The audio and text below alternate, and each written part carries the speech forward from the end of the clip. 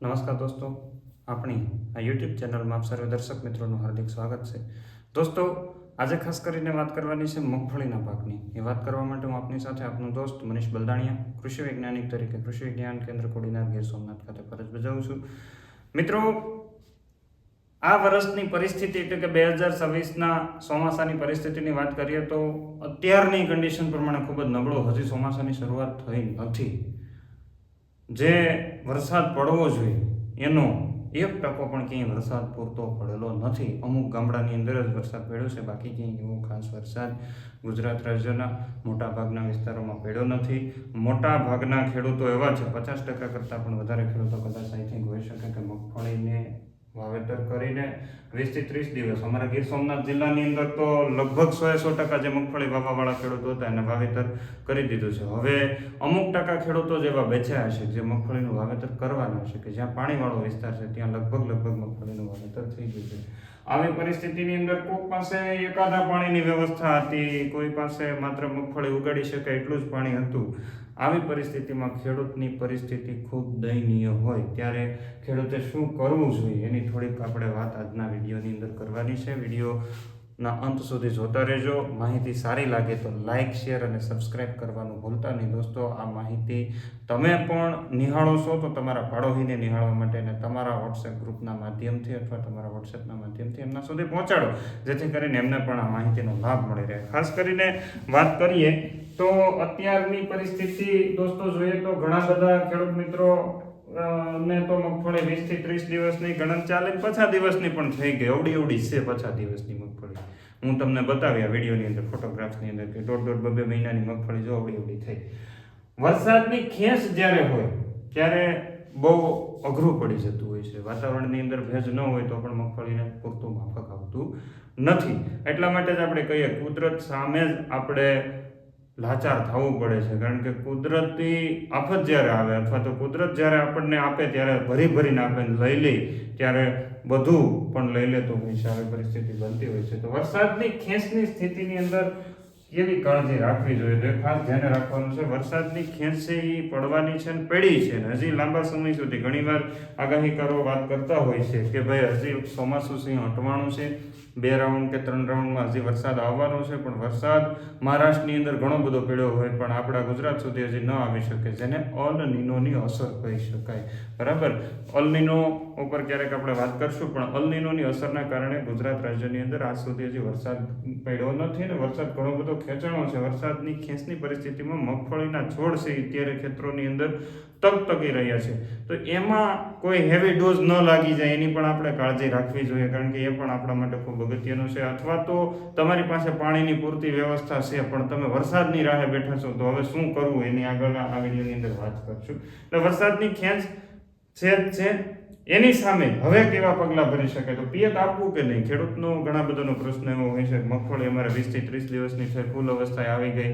ઘણા તો વોટર સોલ્યુબલના ડોઝે મારવા માંડ્યા. એ કે આપણે વિડીયો આગળના વર્ષોની અંદર મૂકેલા હોય ને, 20-30 દિવસે આ ડોઝ આપવો, એ પછી આ ડોઝ આપવો, પણ પાણી તો આપો, એને ભેજ તો આપો. અવડી મગફળીમાં 0.52-36 ન મરાય.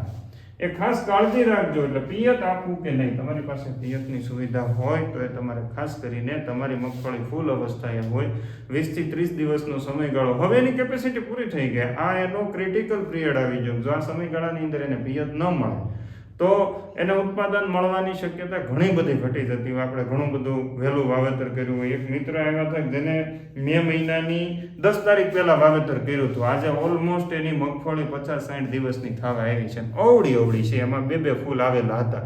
એટલે કારણ કે એને પિયત જ નહોતું આપ્યું ને 1-2 પિયત ને તમે પિયત આપો ને કુદરત પિયત આપે, એમાં કઈ ફેર હોય કે ન હોય. કેટલા લોકોના ફેર દેખાય જરા કોમેન્ટની અંદર લખજો કે આપણે જે પોતાની રીતના મહેનત કરી અને વરસાદનું પાણી પડે, કયા પાણીથી મગફળી સારી થાય, કુવાના પાણીથી કે વરસાદના પાણીથી, જરા કોમેન્ટ બોક્સની અંદર જણાવજો. ને બીજું, તમે કેટલા દિવસની થઈ ગઈ છે એ પણ મને જણાવજો, એટલે મને પણ ખ્યાલ આવે ગુજરાત રાજ્યની અંદર હાલની પરિસ્થિતિ આવી છે એટલે પિયત આપી દેવું જોઈએ. દોસ્તો, પિયત ફૂલ અવસ્થા એ જરૂરી છે. એટલે 25 દિવસથી 30 દિવસના સમયગાળાની મગફળી થઈ હોય ને તમારી પાસે પિયતની વ્યવસ્થા હોય તો તમારે ફુવારાથી પિયત આપો કે રેલાવીને પિયત આપો, પિયત આપી દેવું જોઈએ. નહીતર હવે પછીમાં વાટ જોવામાં તમે લાંબો સમય ગુમાવતા હોય છે અને તમારી મગફળી છે એ રેહાઈ જતી, છોડનો પૂરતો વિકાસ ન થાય અને પછી છોડને કદાચ પિયત આપો ને, શરૂઆતમાં જે દબાઈ ગયું પછી આગળ વધી શકે નહીં. એટલે પિયત આપી દેજો જો તમારી પાસે સુવિધા હોય તો.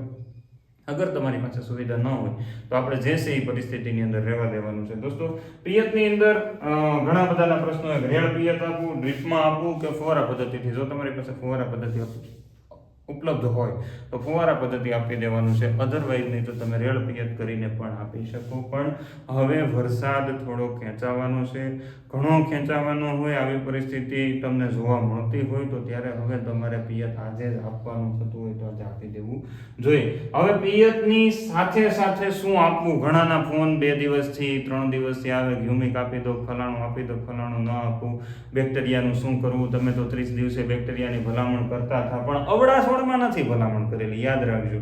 બેક્ટેરિયા આપવા જોઈએ, પણ આ ગરમી તો જુઓ તમે, આ વાતાવરણ તો જુઓ. આ ગરમીની અંદર કે વાતાવરણમાં અત્યારે બેક્ટેરિયા સર્વાઈવ ન થાય. એટલે હું એવું માનું છું કે બેક્ટેરિયા આપવા કે નહીં, ગરમ વાતાવરણની અંદર બેક્ટેરિયા આપવાનું ટાળવું જોઈએ. કારણ કે તમારી જમીનની અંદર તમે માત્ર ખર્ચો કરી રહ્યા છો.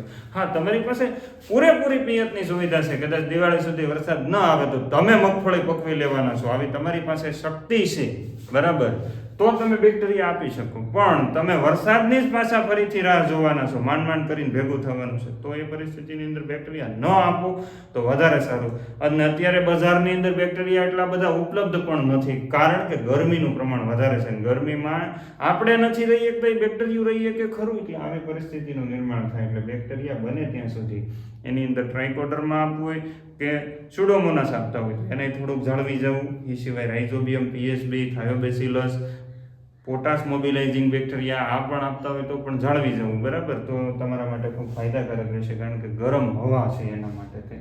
બીજું, આવી પરિસ્થિતિની અંદર મગફળી પીળી પણ પડી રહી છે, ઘણા બધાને પાણી આપે ને એટલે પીળી થઈ જાય છે. તો આવી પરિસ્થિતિની અંદર દોસ્તો પાણી તમે રેડબેડ આપેલું હોય, બહુ અતિશય પાણી આપી દીધું હોય તો પણ પીળી થાય, અથવા તો એની અંદર લો તત્વની ને સલ્ફર તત્વની ખામી હોય તો પણ પીળી થાય. તો તમે બજારની અંદર ફેરસ સલ્ફેટ આવે, ફેરસ મેગ્નેશિયમ સલ્ફેટ અથવા ફેરસ સલ્ફેટ, જે આપણે દેશી ભાષાની અંદર હીરા ઘસી અને લીંબુના ફૂલનો ઉપયોગ કરતા હતા, એ રીતના પણ તમે 20 ગ્રામ જેટલું ફેરસ સલ્ફેટ એટલે કે હીરા ઘસી અને 10 ગ્રામ લીંબુના ફૂલ એક પંપની અંદર ઓગાળીને સ્પ્રે કરવાથી પણ એના પરિણામ સારા મળે. આગળનો વિડીયો આગળના વર્ષનો આપણે પીળાશ માટેનો નાખેલો છે, આવનારા સમયમાં પણ આપણે ઉપયોગ નાખવાના છીએ.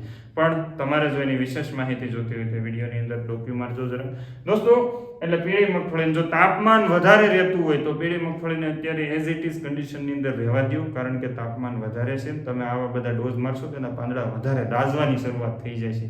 એટલે ખાસ તમારે કાળજી રાખવાની છે. છતાં તમારે વિશેષ માહિતીની જરૂરિયાત હોય મગફળીની પીળાશ માટે, બરાબર, તો અહીંયા આપેલા નંબર ઉપર અવશ્ય સમય મર્યાદાની અંદર કોન્ટેક્ટ કરજો, એક રિંગની અંદર કોન્ટેક્ટ કરજો, એટલે તમને એની માહિતી મળી રહેશે. એમાં કયું નવું ટેકનિકલ હવે વાપરી શકાય તેની પણ તમને ત્યાંથી માહિતી મળી રહેશે. એટલે દોસ્તો, ખાસ કરીને વરસાદની ખેંચ હોય ત્યારે પિયત આપતા હોય તો પિયત સાથે એક ફાયદો આ વખતે થઈ શકે. તમને જે દર વખતે વાત કરેલી હતી નેચરલ લિક્વિડ પાણી સાથે આપવું. આપણે ચોમાસુ પાકોને બાદ કરતા શિયાળુની અંદર ને ઉનાળુની અંદર ખૂબ સારા પરિણામ મેળવેલા છે. આ વખતે જે લોકોને માંડવીને સ્ટ્રેસ પડી ગયો છે ને, મતલબ ખેંચતાણ થઈ ગઈ ને, એવા મિત્રોએ આ નેચરલ લિક્વિડ આપવું જોઈએ. વીઘે 1.5 લીટર આપી દો, ખૂબ સારા પરિણામ મળશે. કારણ કે આ નેચરલ લિક્વિડ છે તમારા છોડનું ફિઝિકલ બેલેન્સ, તાપમાન સામે રક્ષણ આપવા માટે, ઉપરાંત ફિઝિકલ બેલેન્સ બનાવવા માટે ખૂબ સારું કામ કરશે. એટલે નેચરલ લિક્વિડ તમારા માટે ખૂબ સારું ફાયદાકારક થશે.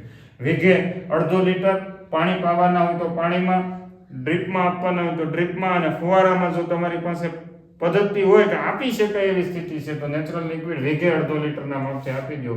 આ હું તમને કહું છું કે અત્યારની જે મગફળી બેહી ગઈ ને રિહાઈ ગઈ ને એની અંદર ખૂબ સારું કામ કરશે. બીજું ઓર્ગેનિક દાણાદાર ખાતરની વાત કરીએ દોસ્તો, આ વખતે પરિસ્થિતિ એવી છે કે તમે ખેતરની અંદર હજી જઈ શકો છો, નાખી શકો એવી પરિસ્થિતિ છે. તો ઓર્ગેનિક દાણાદાર વીઘે 2 કિલો ખાતર આપવાથી પણ ખૂબ સારા આ વસ્તુ આપી શકાશે. જમીન ઓળ અને જમીન વચ્ચે સંતુલન જળવી રાખે છે એવી પરિસ્થિતિનું કામ કરશે. અને બીજું છંટકાવના ખાતરો મિત્રો, છંટકાવ આપવા થોડા ડિફિકલ્ટ છે એટલા માટે કે કારણ કે ભેજ નથી, જમીનમાં પણ ભેજ નથી, હવામાં પણ ભેજ નથી. ને આવી પરિસ્થિતિની અંદર તમે કોઈની માથે છંટકાવ કરો તો એ છોડ છે એ સહનશક્તિ ગુમાવી દેતો હોય છે તો છોડના પાંદડા દાઝવા માંડે. તો બનતી કોશિશ છે, જો તમારી પાસે પિયતની વ્યવસ્થા ન હોય અથવા તો તમે રેગ્યુલર પિયત આપી શકો એમ ન હોય તો તમારે છંટકાવ ન આપવો જોઈએ. અને છંટકાવ જો છતાં તમારી પાસે પિયતની બધી વ્યવસ્થા હોય તો અત્યારે નો સારામાં સારો સુપિરિયર લિક્વિડ ગ્રેડ આવે છે.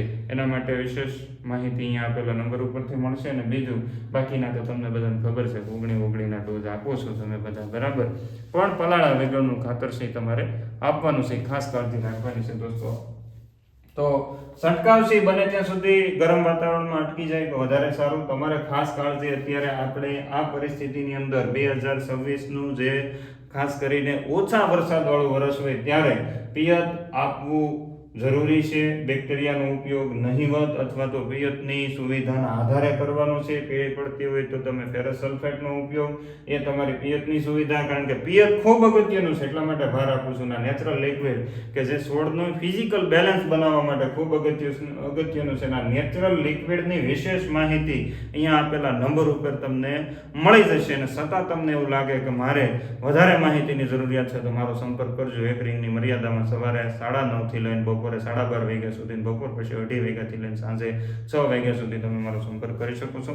દોસ્તો આ સિવાયની વાત કરીએ તો આ વર્ષે થોડુંક એવું લાગે છે કે વરસાદ કદાચ ખેંચાય અથવા તો વરસાદ નબળો પડે. આવી પરિસ્થિતિની અંદર પશુપાલક મિત્રોએ ચારો ચોમાસુ સિઝનની અંદર ભેગો કરી લેવો ખૂબ જરૂરી છે. તો સારા માટે થઈ અને કાળી જુવાર કે જે ઓછા પાણીએ પાકી જાય છે, તો આ પ્રકારની કાળી જુવારનું તમે વાવેતર કરજો તમારા ખેતરની અંદર, જેથી કરીને તમારા પશુઓને લાંબા સમય સુધી લીલો ચારો મળી રહે, સૂકો ચારો પણ મળી રહે અને પશુ છે આપણે ટકાવી શકીએ. એટલે ઓછા પાણીએ થતી આ કાળી જુવારને, જેની અંદર 15 થી લઈને 18-20 વાટ આપણા ખેડૂત મિત્રોએ લીધા છે, તમે પણ લઈ શકો. એની વિશેષ માહિતી પણ અહીંયા જે અવારનવાર આપવામાં આવે છે એ નંબર ઉપરથી તમે કોન્ટેક્ટ કરજો. તમારા સુધી પહોંચાડવાનો અમે પ્રયત્ન કરશું. આટલી માહિતી આપીને વિરમું છું. અસ્તુ. જય હિન્દ.